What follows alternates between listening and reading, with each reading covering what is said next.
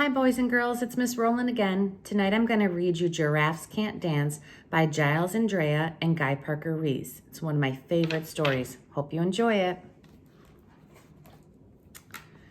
Gerald was a tall giraffe whose neck was long and slim, but his knees were awfully crooked and his legs were rather thin. He was very good at standing still and munching shoots off trees, but when he tried to run around, he buckled at the knees.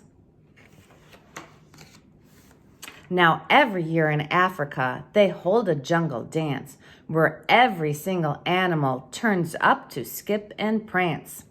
And this year when the day arrived, poor Gerald felt so sad because when it came to dancing, he was really, really bad.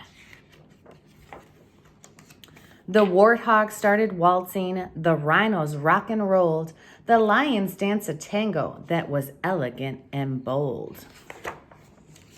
The chimps all did the cha-cha with a very Latin feel, and 8 baboons then teamed up for a splendid Scottish reel. Gerald swallowed bravely as he walked towards the floor, but the lions saw him coming, and they soon began to roar. "Hey, look at clumsy Gerald," the animals all snared. "Giraffes can't dance, you silly fool. Oh, Gerald, you are so weird." Gerald simply froze up. He was rooted to the spot. "They're right," he thought. "I'm useless. Oh, I feel like such a clot." So he crept off from the dance floor and he started walking home. He never felt so sad before, so sad and all alone. Then he found a clearing and he looked up in the sky. "The moon can be so beautiful," he whispered with a sigh. "Excuse me," coughed a cricket who seen Gerald earlier on, "but sometimes when you're different, you just need a different song." Listen to the swaying grass and listen to the trees. To me, the sweetest music is those branches in the breeze. So imagine that lovely moon is playing just for you. Everything makes music if you really want it to. With that, the cricket smiled and picked up his violin. Then Gerald felt his body do the most amazing thing. His hooves had started shuffling, making circles on the ground. His neck was gently swaying, and his tail was swishing around. He threw his legs out sideways, and he swung them everywhere.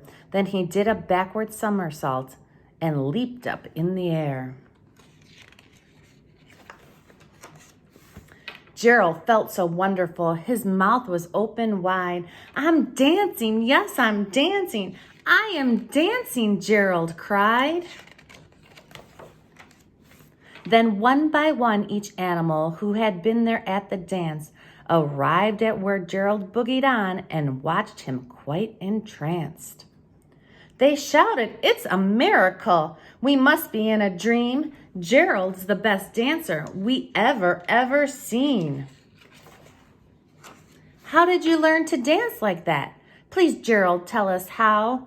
But Gerald simply twirled around and finished with a bow. Then he raised his head and looked at the moon and stars above. "We all can dance," he said, "when we find music that we love." The end. Hope you enjoyed it as much as I do. Good night.